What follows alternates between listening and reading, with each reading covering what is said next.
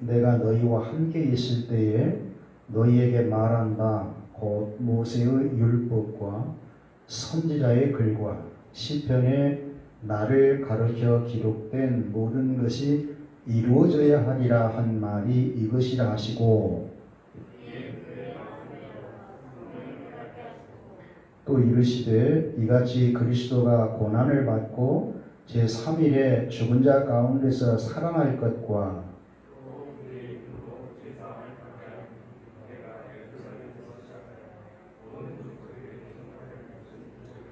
너희는 이 모든 일의 증인이라.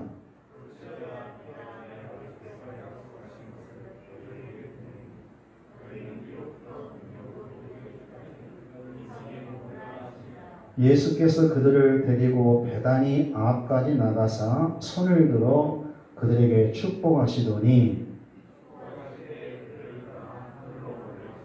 그들이 그에게 경배하고 큰 기쁨으로 예루살렘에 돌아가 늘 성전에서 하나님을 찬송하니라. 아멘. 오순절 베드로의 설교를 오전 시간에 들었습니다. 내용은 원색적인 복음이었지요.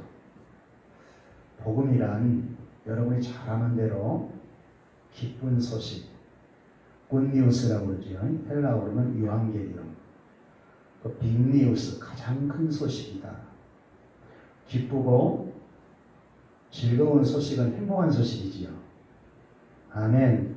성경에서 말하는 복음이란 예수 그리스도에 대한 소식이죠. 세상에서 말하는 복음과는 성경에서 말하는 복음과는 차이가 있어요.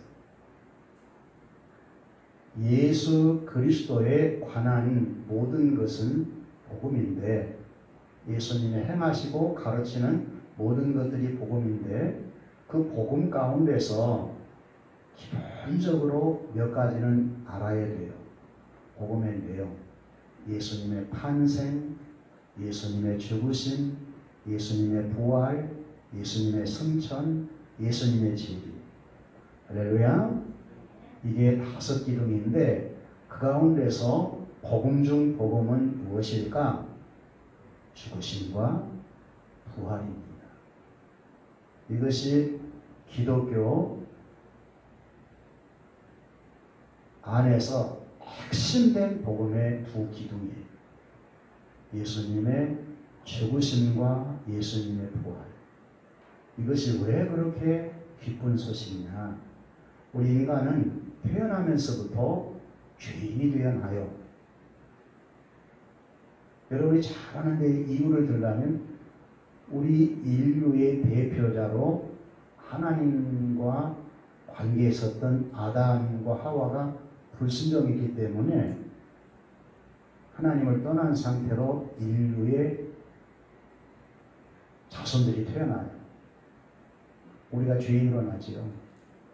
이 죄인으로만 우리가 이 죄를 벗고 의인이 될 수 있는 길은 우리 영역으로는 안 돼요. 그래서 우리 조상 아담이 불순종한 이후에는 둘째 아담인 예수님이 순종으로 이 땅에 오셔서 여러분을 대신해 죽으시고 여러분을 살리기 위해 부활하신다고 구약 성경에 예언되어 있어요. 약속되어 있어요. 그 약속이 그대로 성취되는 것이 십자가의 죽으심과 부활입니다. 아멘. 이 사실을 여러분들이 받아들이면 대박이고 못 받아들이면 인생이 참 재미없어요. 그리고 재미있게 살다가 죽음 이후에는 영원한 심판의 곳으로 하나님과 영영한 이별된 장소로 가서 살아야 돼요. 그 지옥의 고통입니다.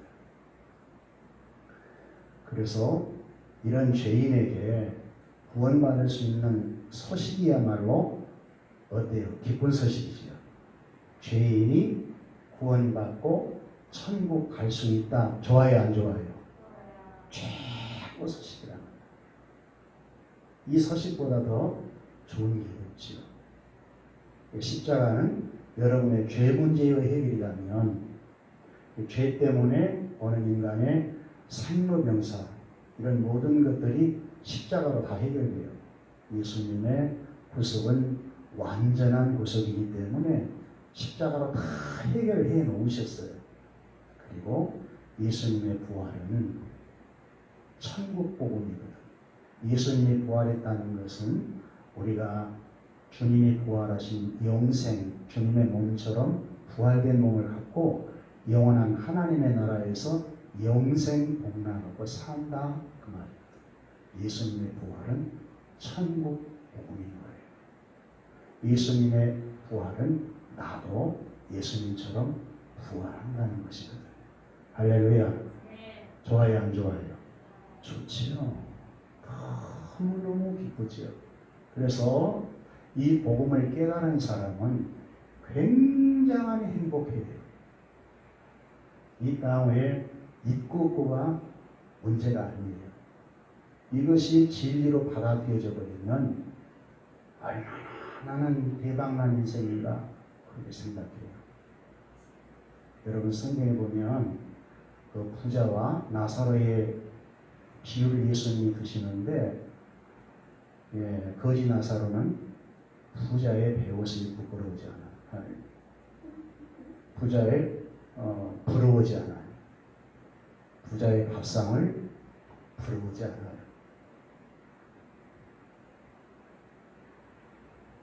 부자는 가난한 나사로가 너무 불쌍하지요. 그 입장이 달라요.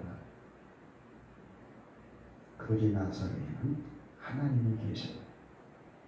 천국이 있어요. 할렐루야.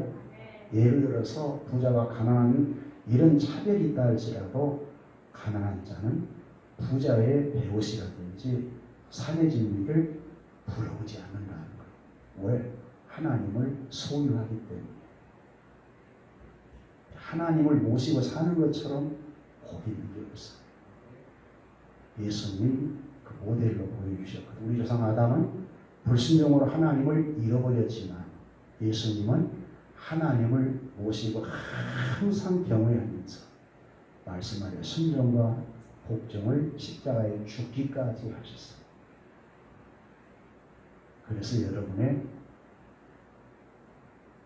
죄뿐만 아니라 영원한 천국에 살 미래까지 완성을 다 해놓으셨어요. 그러니까 천국 가려고 노력하지 않아도 하나님의 나라에 가서 무엇을 받겠다 하지 않아도 하나님 경외하고 말씀에 순종해 살면 다 하나님이 이루셔요. 아멘.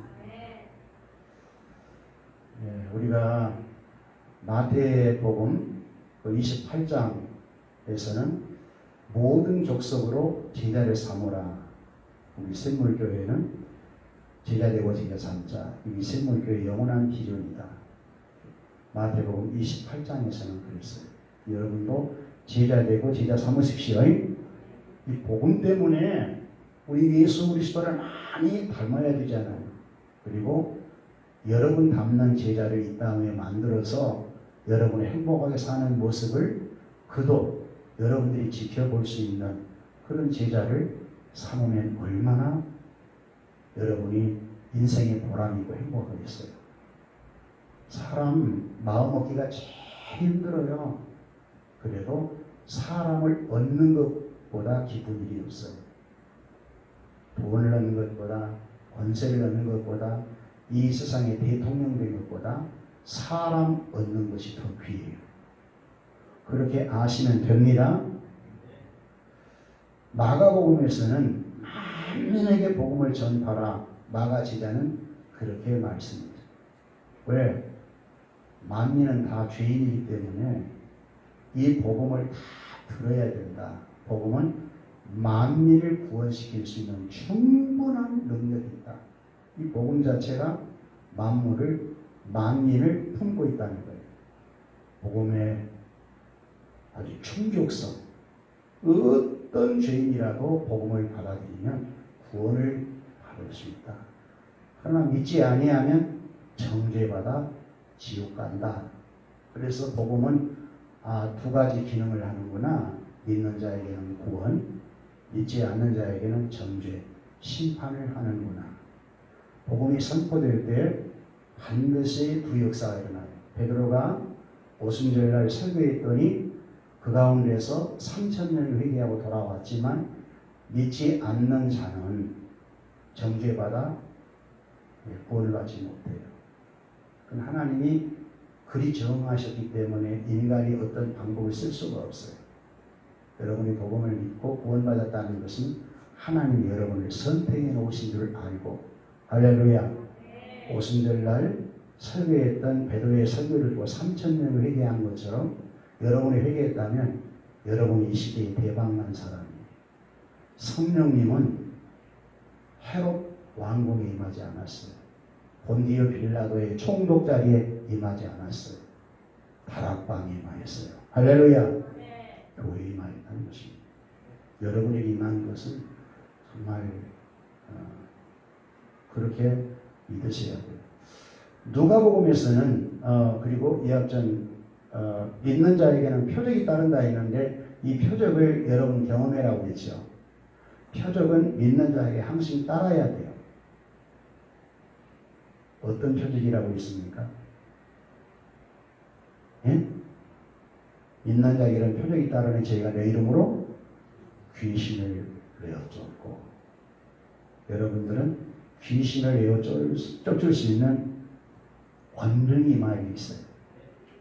새 방언을 말하고 무슨 독을 마실지라도 해를 받지 않고, 뱀을 짚고, 병든 자에게 손을 얹으니 뭐하리라? 나으리라. 그래서 목사님은 한 주간 동안 이 복음을 전했어요. 그 병든 사람을 위해서 기도했어요. 우리 목사님들 그 색소폰 이렇게 그 연습을 못했는데 좀 합시다 이라고 선영교회에서 한 달에 2차례 모이는데 선영교회 목사님이 엄청나게 아파해요. 모이시오. 손을 올립시다. 성경에 손을 얹으니 나으리라 했으니까 그 몫은 하나님이 하실 일이고 우리가 할 일은 기도입니다. 할렐루야. 네. 여러분도 그렇게 복음을 믿어야 돼. 그래야 여러분 안에 구원을 완성해 준 주님이 좋아하셔요. 제자들이 말씀에 순종해서 했더니 실제로 표적의 역사가 나타나더라.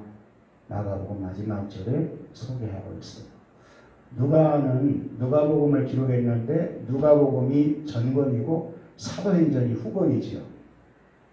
근데 오늘 본문에 말씀하기 전에 예수님이 부활하신 이후에 제자가 모여 있는데 거기에서 너희에게 평강이 있을지어다 축복하니까 제자들이 막 놀래요. 두려워하기도 하고 무서워하기도 하고, 왜 부활을 믿기가 그렇게 어렵다는 거예요. 영으로 부활했나? 실제로 몸으로 부활했는데도 현장을 보면서도 그렇게 부활을 믿는다는 것이 어려워요. 예수님의 제자들 얘기입니다. 예수님 밖에 있는 사람들은 두말할 것 없고 부활을 본 적이 없거든. 부활에 대한 얘기를 들은 적이 없고, 죽었다 산다 이것은 하나님이 할 수 없는 일이거든. 제자들이 두려워할 때 또 의심하니까 얼마나 예수님은 그런 제자를 다 인내하고 받고 있는지 몰라요. 너희 가운데 음식이 없냐? 생선 주니까 그놈을 또 그 앞에서 먹어요. 무슨 얘기일까요? 영의 부활이 아니라 육체의 부활을 했다 그 말이거든요. 무슨 얘기일까요? 보세요. 서로 보세요. 서로 보세요. 손 잡으세요. 당신도 육체의 부활을 한다. 너도 육체의 부활을 해 보내깁니다. 그것을 마지막까지 가르치는 거예요. 그리고 또 의심을 한 자가 있어요. 의심을 예수님이 제자 가운데 누가 잘했어요? 도마하지요. 그러니까 손바닥을 펴 보이면서 못 자국을 손에 만져보라고 그랬죠. 이렇게 인간들은 안 믿으려고 그래요. 그 본성입니다. 그런데 만져보니까 흔적이 있어. 아, 실제 몸의 부활을 하셨구나. 믿을 수밖에 없죠. 그러니까 굉장히 기쁜 거예요. 고백합시다. 부활이 믿어지면 기쁨 짱입니다.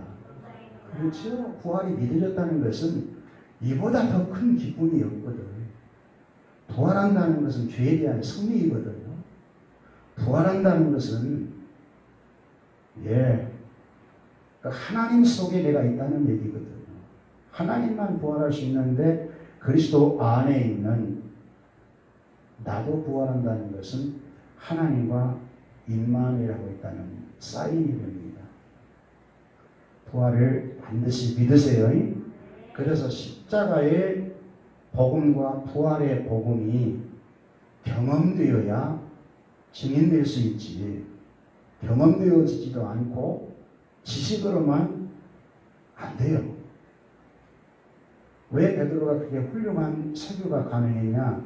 예수님을 직접 보았거든, 만졌거든, 훈련받았거든. 예수님을 모른다고 3번씩이나 부인을 했는데도 부활해서 찾아와서 요한의 아들 시몬아, 네가 나를 사랑하냐? 그러면서 다시 내 양을 먹이고 치라. 어떻게 부인할 수가 있어요? 경험되어 버렸는데. 그러니까 예수님의 죽으심과 부활은 팩트, 역사적 사실이고, 그게 진리고, 그것을 믿는 자는 구원받는다는 것이 너무 자기 경험으로 올 때 분명해요. 그러니까 증인이 될 수 있는 겁니다. 옆 사람 보고 고백합시다. 증인은 아무나 못 됩니다. 보아야 됩니다. 뭐든지 경험을 해야 증인이 돼요. 아무나 증인되라고 그러잖아요. 오늘 그래서 오늘 누가복음 24장 48절에 보면 너희는 이 모든 일의 증인이라. 그런데 여러분에게 적용하면 우리는 복음의 증인이다. 고백합시다. 우리는 복음의 증인이다. 예수님의 십자가를 경험했습니까? 예수님의 부활을 경험했나요? 성령님이 경험을 시켜주신 거죠. 이철경 사건이지만 그 사건이 나의 복음인 것이 믿어진다는 것은 여러분에게 성령님이 내주하셨다는 것이거든. 할렐루야. 감사하지요. 이제 예수님의 부활을 완벽하게 증명하고 난 이후에 제자들에게 다시 한번 성경 얘기를 해줘요. 굉장히 중요한 말씀입니다. 44절 읽어봅시다. 시작.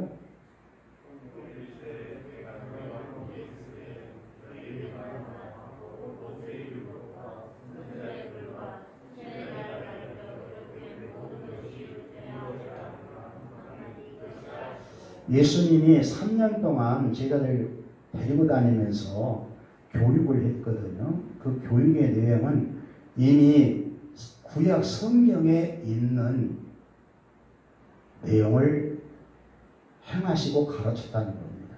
여러분, 예수님의 성경관을 여러분이 꼭 입력해 놓으셔요. 구약을 39권이라고 합니다. 하나님의 언약이라고 그러죠. 그런데 예수님 당시는 신약은 없었으니까 구약만 있었어요.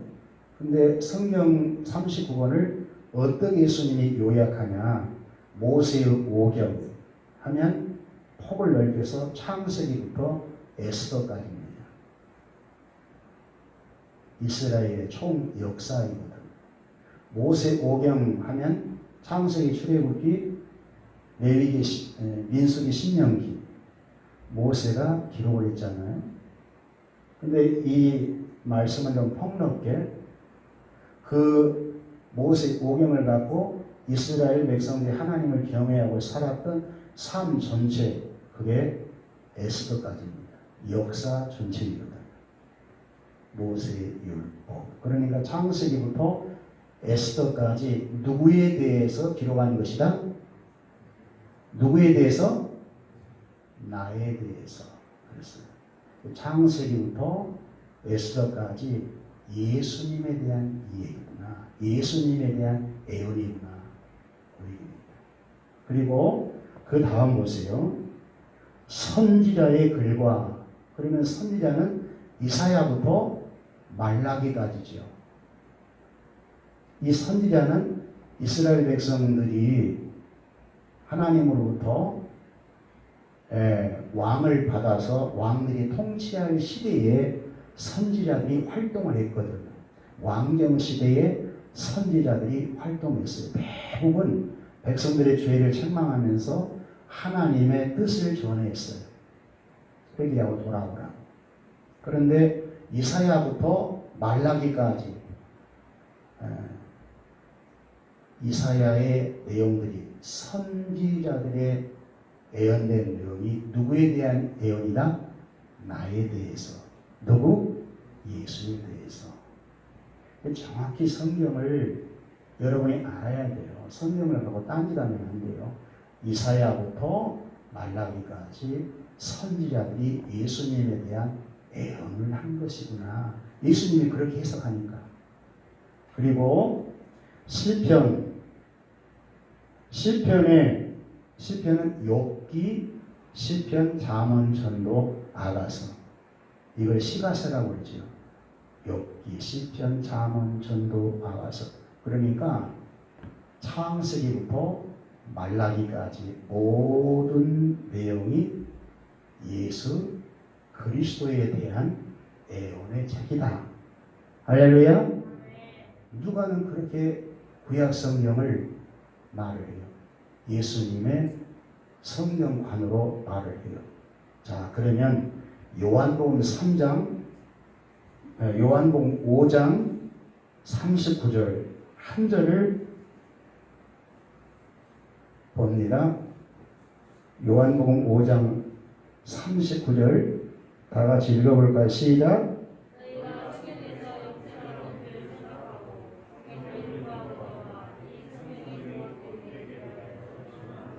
여기 성경은 예수님이 직접 하신 말씀이기 때문에 구약 성경입니다. 신약 성경은 기록되기 전이에요.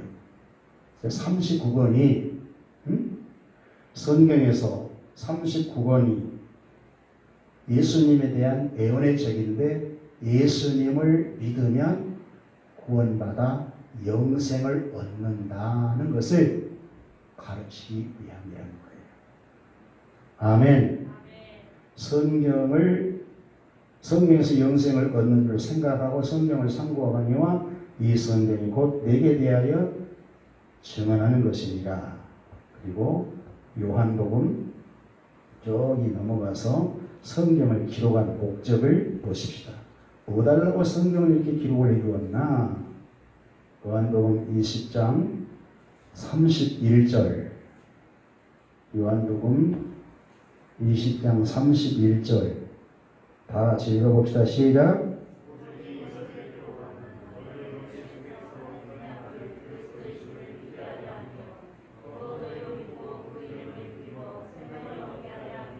생명을 얻게 하려 함이라. 영원한 생명, 하나님의 생명을 얻게 하려 함이라. 예수님 믿고 구원받아 영생 얻었으면 최고로 성공한 거예요. 아멘. 성경을 큰 틀로 그렇게 보고 여러분이 가야 이단에 안 빠져요. 성경 갖고 장난 많이 칠 수 있어요. 여기 있는 목사님도 이 성경 갖고 여러분 별의별 말을 다 할 수 있어요. 오늘날에도 꽤 목포에도 크고 유명한 교회는 성도들이 내는 헌금을 갖고 애언을 해줘요. 복 받으라고. 앞으로 어떻게 되겠다고. 그렇게 장난치면 안 돼요. 그러니까 사업자들이 많이 몰려가잖아요. 왜? 복 받으라고. 진짜 복은 이 세상에서 우리 육체에 필요한 이 복도 일반의 은총의 복인데 그것은 세상에 가면 더 잘 얻을 수 있어요. 교회에서 안 가르쳐도 세상에 가르침 받고 그 재물을 얻을 수 있어요. 그런데 그 재물이 다 복이 되느냐? 대부분 저주가 돼요. 얻은 것이 내 것인 줄 아는데 불법을 행하여서 재물이 들어오면 재물은 저주가 되는 거예요. 그건 복이 아닙니다. 성경은 진짜 복을 가르쳐요. 가르쳐줘요. 예수 그리스도가 복이시다. 영원한 복. 신령한 복이 무엇이냐? 변치 아니할 복이 무엇이냐?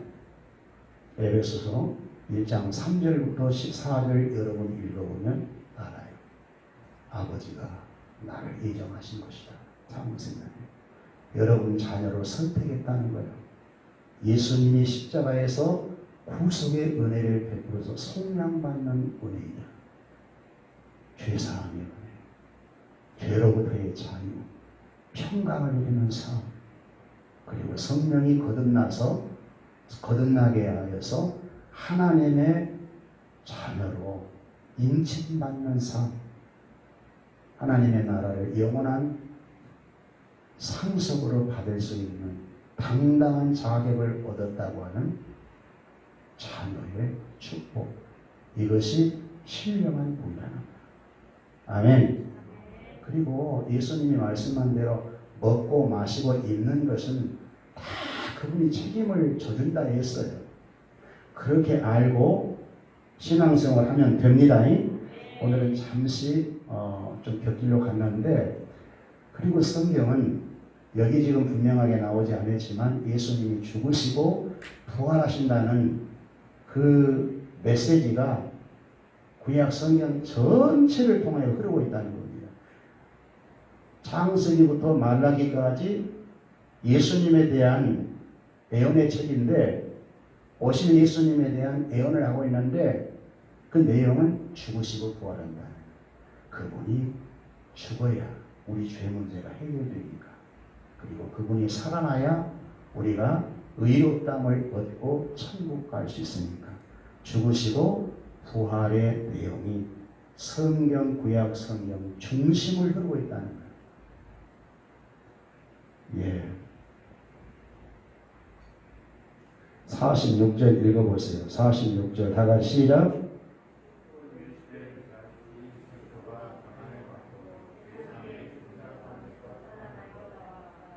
예, 죽으시고 부활한다는 것이 구약 성경.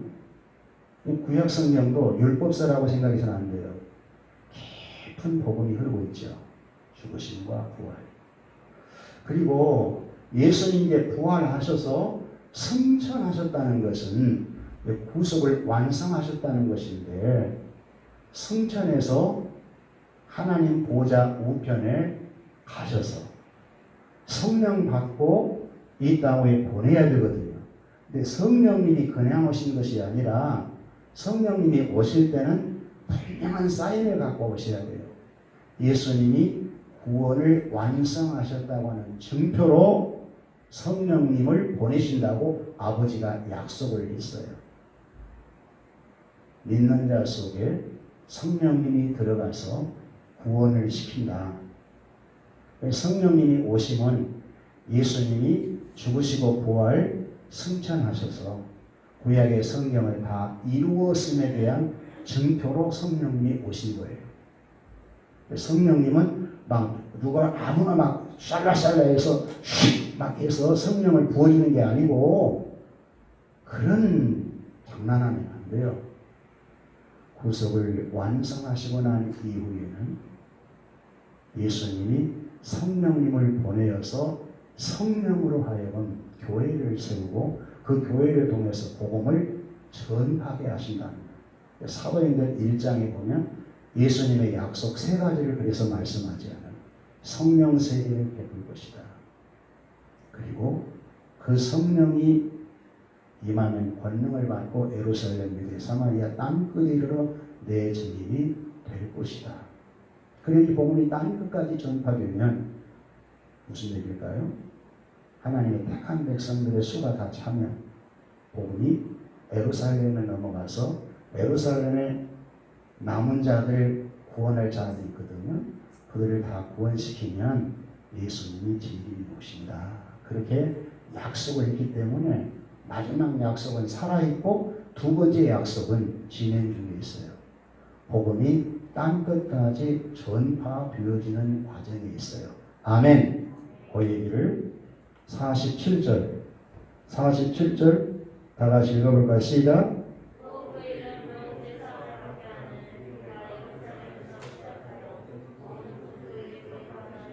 기록되었으니 무슨 1장 8절하고 똑같잖아요. 기록되었으니 이제 중요한 것은 여러분이 참여할 수 있어.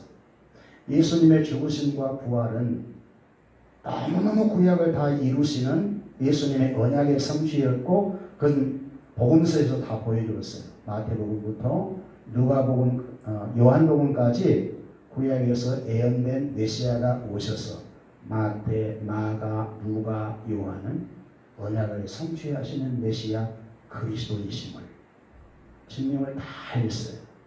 예수는 구약에서 예언된 메시아 그분입니다. 그래서 복음서는 구원의 창시자이신 예수님이 구속을 완성을 하셨다. 그리고 이제 완성을 하시고 가야 되잖아요. 아버지께 가서 구원을 완성하셨다고 하는 증표로 성령을 받아서 이 땅에 보내는 것이 오순절 사건이에요. 오순절날 성령님이 오셔서 교회를 탄생할 것을 절기를 통해서 이미 보여주었어요. 그것이 오순절날 성령님의 오심입니다. 그래서 오순절날 성령 오심은 예수님이 십자가에 죽으심이 단회적이고 부활이 단회적인 것처럼 오순절 성령 강림은 단회성이에요. 급하고 강한 바람 같은 불의 해같이 갈라지는 것 오늘날도 그렇게 임하게 해달라고 기도할 필요 전혀 없어요. 이미 그렇게 오신 성령님은 믿는 자 속에 쏙 들어오셔서 여러분이 잘 몰라도 바람처럼 할렐루야 역사하고 권능이 임하여서 여러분의 죄를 잡아버리고 여러분을 의롭게 해서 살려내는 역사. 이게 디나믹 권능의 역사. 성령이 임하면 권능을 받고 이 권능은 막 외형적으로 굉장히 능력도 포함되고 있지만 더 중요한 것은 우리 이 사람을 죽이는 거예요. 새 사람으로 사는 거예요. 할렐루야. 이것을 성령님이 거듭나게 하신 이거예요. 여러분이 예수를 믿는다고 하는 것은 뭘 믿어요? 예수님이 나의 죄를 안고 죽을 때 내 죄 때를 죽을 때 예수님이 나를 안고 예수님의 죽으신 것 내가 죽은 것으로 받아들이는 것이 나의 복음, 예수님의 복음이 나의 복음입니다. 맞는가요? 그게 성령의 역사라는 거예요. 성령님이 거듭나게 하시는 거예요. 할렐루야.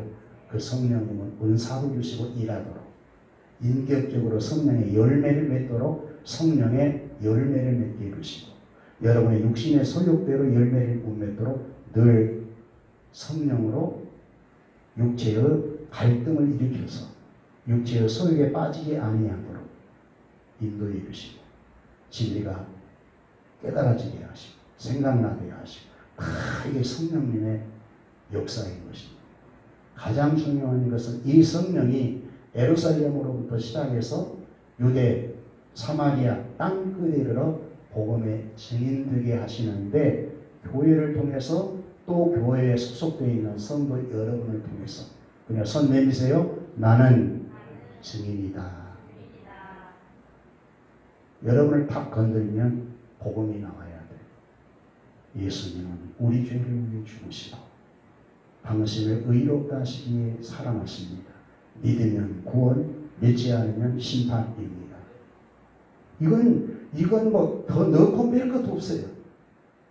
이건 진짜니까. 그냥 여러분 딱 건들면 예수. 톡 튀어나와야 돼요. 왜 기쁜 소식이 나와야죠. 아멘. 여러분의 얼굴에 써 있어야 돼요. 나는 기쁩니다.